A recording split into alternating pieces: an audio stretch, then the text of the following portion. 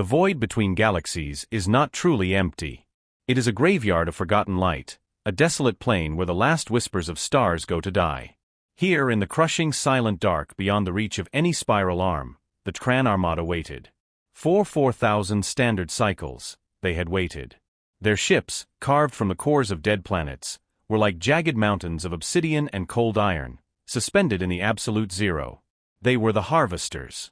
Their purpose, honed over 100 millennia, was simple: find a promising civilization, let it bloom, let it reach the very zenith of its technological and cultural confidence, and then pluck it from the cosmic stem. It was the way of the universe, they knew. The strong cull the proud. It maintained balance. On the command spire of the flagship Finality's edge, Archon Forlac watched the primary display. It showed a single unremarkable blue-green world, third from a gentle yellow star. The data glyphs scrolled beside it. Species: human. Designation: Terra. Technological index: pre-singularity, FTL capable, early planetary unification. Sociological profile: fractious, emotive, paradoxically compassionate and violent. Estimated developmental peak: now. Forlac's mandibles clicked with cold satisfaction. 4,000 cycles ago, a Terran scout had tagged this world, placing a silent, undetectable beacon in its moon. The signal had finally pinged, indicating the civilization had achieved a specific threshold of planetary network integration, their peak. It was time. The harvest of Earth would feed the Terran resource engines for another 10,000 cycles. Their art, their literature, their DNA, their cities, all would be compressed into crystalline data and raw elemental slurry. The apex of their existence is today, Forlac intoned, his voice a dry rasp like grinding stones. They will have monuments to their brilliance shining. Their global networks will be singing with their collective triumph. They believe themselves masters of their tiny globe. They look to their moon, a silent companion, and see only a milestone they have passed. They do not see the tombstone we place there for them. Execute the silent advance. Bring the fleet to the cusp of their outer system. Let the harvest begin. The Terran armada, 10,000 ships strong, ignited drives that drank the void itself. Without a ripple in space-time, they began their final patient glide toward the unsuspecting Earth. Rising conflict. The human system was, from a Terran perspective, charmingly cluttered. Asteroid belts were untidy. Planetary orbits were imperfect. Even their star was slightly irregular. As the armada emerged from the interstellar depths into the placid darkness beyond Pluto, their sensors painted a picture of a busy, naive civilization. Hundreds of fusion drive vessels flitted between Mars and the asteroid belt. Orbital platforms around Earth glittered with wasteful light.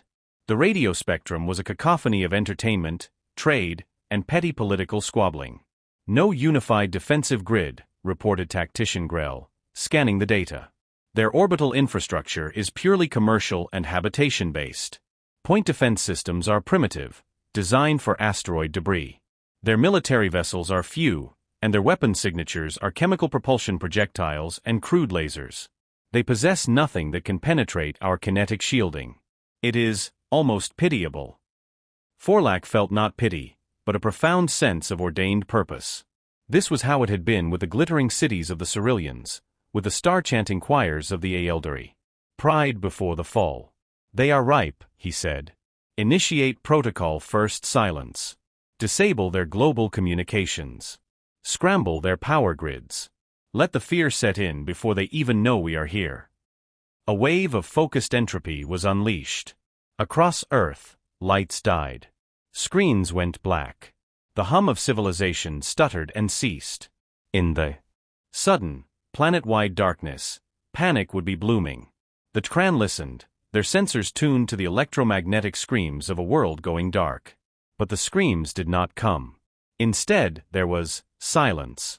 A profound, deliberate silence. The planet did not erupt in chaotic radio noise. The orbital platforms maintained their positions, their running lights dimming to a faint, uniform amber. The flitting ships ceased their movements, holding position as if frozen. Grell's cranial plates shifted in a Terran expression of confusion. Archon. Their reaction is anomalous. No distress signals. No ankentroul dimischens. It is as if they anticipated a total systems failure. Forlac dismissed it. They are in shock. Primitive brains, overloaded. Their governments are likely in disarray, trying to determine the cause. It matters not. Move the fleet to high lunar orbit. Deploy the Reaper drones to their major population centers. A show of force will shatter whatever fragile cohesion remains. The Obsidian fleet slid forward, a storm cloud of unimaginable scale blotting out the stars as it passed. They settled into position, the pale, cratered face of Earth's moon hanging beneath them. From their bays, 1,000,000 Reaper drones, scythe-shaped, silent and deadly, spilled forth, forming a shifting metallic swarm that blotted out the sun, casting a moving shadow over the planet below. On the bridge of the Finality's edge, Forlac opened a planet-wide channel. He broadcasted in perfect, unaccented English, Mandarin, Spanish, and a dozen other primary Terran languages. His voice boomed across the silent planet, transmitted directly to every still-functioning speaker, every car radio, every personal device that had battery life left. People of Earth, behold the Terran. For 4,000 of your years, we have watched you. We have measured your rise from mud and superstition. You have reached the peak we predicted. Your harvest is now ordained. Do not resist. Your technology is a spark to our inferno. Your defiance will be met with orbital cleansing. Lay down your arms. Surrender your cities. Your species will be preserved, in a fashion. This is the way of things. This is the natural order. He waited for the cries of terror, the pleas for mercy, the impotent rage. Again, silence. Then, a single, clear transmission pierced the jamming. It was audio only, a human male voice, calm, measured, and carrying a depth of weariness that seemed older than the stars. It replied on the same frequency, in the Terran language. Terran Armada. This is Custodian. We have been waiting for you. You are 472 cycles later than our initial projection suggested. Human response. On the bridge of the Finality's edge, the silence was so absolute Forlac could hear the faint hum of the ship's quantum core. The tactician's mandibles hung slack. The translated words hung in the air, impossible, absurd. A trick, Forlac hissed. They recovered a beacon, deciphered our language. A desperate bluff. Locate the transmission source. Source is omnidirectional, Archon. It is being broadcast from the planet's surface, orbit, and the lunar body simultaneously. It is not a single source. It is the environment. The calm voice returned. Your assessment of our technology is correct, Archon Forlac. Our kinetic weapons are primitive. Our lasers are crude. By your metrics, we are no threat. You are correct about something else, too. 4,000 years ago, you placed a beacon in our moon. On the main viewer, a new image superimposed over the Earth. It was a schematic of the moon. Then a deep scan, revealing not just the small inert Terran beacon buried deep in the Mare Tranquillitatis, but a vast labyrinthine, planet-scale superstructure woven through the entire lunar crust. Circuits of solidified magma, neural networks of carbon nanotube, power conduits drawing on the moon's core. It was a machine the size of a world, hidden in plain sight. What is this? Forlac whispered, a cold dread beginning to seep into his carapace. This, said the voice, is the patient. For 4,000 years, since the day your scout left its calling card, we knew you would come. Your species pattern was known to the AEL Dari shard fragment we recovered from the Mars dig site 60 centuries ago. You cull. You harvest. You are predictable. The view shifted. It showed Earth, but not as it was now. It showed a history. The pyramids of Giza being built, not as tombs, but as geological stabilizers for the massive subterranean projects beneath. The Great Wall, a continent-sized harmonic dampener. Every major human achievement of the last 4 millennia, cathedrals, particle accelerators, space stations, flashed by, each revealed to be a component, a facade, for a single unified, hidden endeavor. We could not fight you with starships. Not in 4,000 years. The physics of your drives are beyond us. So we did not try. We asked a different question. How do you kill a flood? You do not fight the water. You build a dam. How do you kill a thought? You do not argue. You provide a better one. The swarm of Reaper drones began to shudder. Then one by one, their drives failed. They didn't explode, They simply went inert, falling silently into the gravity well of Earth, burning up in the atmosphere like a sudden magnificent meteor shower. What have you done?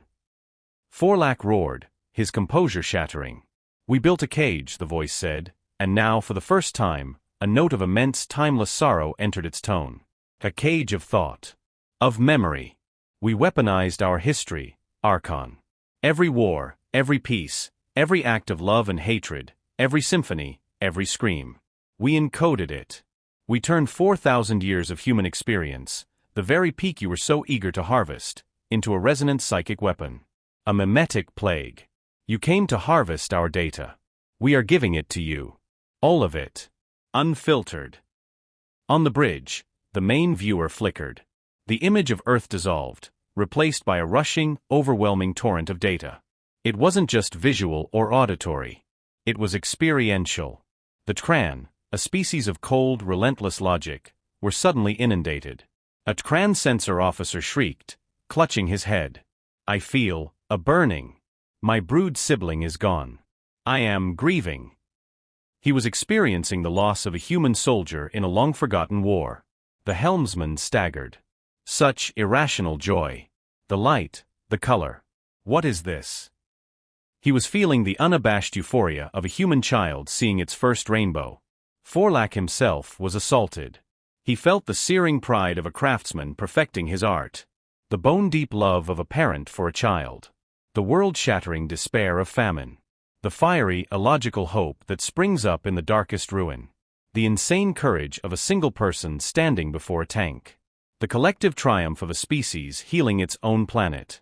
It was a tsunami of emotion, of irrational, beautiful, terrible feeling. This was humanity's counterstrike. Not with missiles, but with memories. Not with physics, but with philosophy. They had taken the very essence of what the Terran sought to consume, the human experience, and made it indigestible. A poison of the soul. Climax. Chaos engulfed the Terran armada. Ships, their crews incapacitated by the psychic onslaught, drifted. Some collided. The orderly, silent fleet became a slowly crashing ballet of obsidian giants. The weapon had no physical effect on their systems, but it targeted the one thing the Terran had neglected for eons, their own atrophied capacity for empathy, for unstructured thought. On the finality's edge, Forlac fought the visions. He saw the burning of the Library of Alexandria, felt the scholars' despair. He witnessed the first steps on the moon, felt the collective gasp of billions. He endured the horror of pandemics and the gentle touch of a healer's hand. It was madness. It was enlightenment. It was torture. The voice of the custodian returned, softer now. You see, Archon, you misunderstood peak. You thought it was a point of maximum technological leverage. It is not. For humanity, our peak is our resilience. Our peak is our ability to endure, to remember, and to choose again and again, in the face of certain oblivion, to be more than our base nature. You came for our finished story. We are giving you the messy, unfinished, glorious draft. On the viewer, a new image formed. It was a simple live feed from the surface of Earth. A city street. The power was still out. But humans were not cowering. They were outside, lighting candles, helping neighbors, looking up at the sky where the Reaper drones burned away. A group of children pointed, not in fear, but in wonder. An old man played a violin on a corner, the sound somehow patched into the transmission, a defiant, beautiful strain in the dark. You offer harvest or death, the custodian said. A binary choice of the powerful. We offer you a third option, one you have forgotten, understanding. You may leave. The mimetic pulse will cease. You will take with you only what you have felt. Or you may press your attack. And we will open the full archive. 4,000 years of love and loss, joy and rage. Will flood your hive mind. We do not know if your species can survive it. We do not know if you would want to. Forlac, his mind reeling, looked at his crew. They were weeping Terran tears of bitter ammonia. They were humming alien notes that mirrored the human violin. They were shattered. They were alive in a way they had never been. The cold, harvesting logic that had defined them for 100,000 years was melting under the warmth of a forgotten sun. He stumbled to the command console. His claw hovered over the order to unleash the planet killers, to scour this emotional plague from the universe. But he saw the faces on the feed. The curious children. The playing old man. He felt their experiences as if they were his own. He felt the weight of the library's loss, the lightness of the moon's step. He could not do it. The order he gave was the hardest, and the first truly free command of his long life. All vessels, he rasped, his voice broken. Disengage. Retreat to beyond the system's edge. Power down all aggressive systems. Do not resist the data stream. Observe it. Resolution. The retreat of the Terran armada was not a victorious chase. It was a solemn, wounded procession. They limped out of the Terran system, their formation ragged, their certainty in tatters. Behind them, the blue-green world did not gloat. It did not launch pursuit. Its light slowly came back on, not in a blazing triumph, but in a gentle rolling wave of rekindled life, like fireflies waking at dusk. On the quiet bridge of the finality's edge, Forlax stared at the receding star. The psychic pressure had lifted, but the imprint remained. He was changed. They all were. The custodian's voice came one last time, a whisper across the light minutes. Akon Forlax. You asked what we are. We are the keepers of the long memory. We are the children who looked at the dark between the stars and did not see emptiness, but a canvas. We are the species that falls 1,000 times and learns 1,000 different ways to stand up. You came to harvest a finished product. You found, instead, a workshop. And the work is never done. That is our strength. That is our terror. That is our gift. Forlax finally understood. Their counterstrike was not an attack. It was an inoculation. A sharing of the disease of consciousness, of feeling. Humanity had not defeated them with superior force. They had defeated them by offering a mirror, and in that mirror, the Terran saw the hollow echo of what they had become, and the terrifying, beautiful potential of what they had once been. He thought of the 4,000 years of waiting. Humanity had not spent it building a war fleet. They had spent it building a testament. A monument not of stone, but of soul. They had prepared a lesson, and the lesson was their entire history. And so, Forlax said to his silent crew, his voice thick with a newfound human-like awe, we return to the void. Not as harvesters. Not as conquerors. But as students. They did not destroy us. They remembered us back to life. The star of soul dwindled to a point of light, one among billions. But in the mind of every Terran who had been there, it burned with a unique, unforgettable color. The color of resilience, the color of irrational hope, the color of a messy, unfinished, and forever becoming story. And for the first time, the galaxy understood what it truly meant to be human. Outro. If this story of a patience measured in millennia, and a defense built not on guns, but on the weight of a shared heart moved you, then subscribe for more tales of humanity, not as the galaxy's warriors, but as its most unexpected teachers.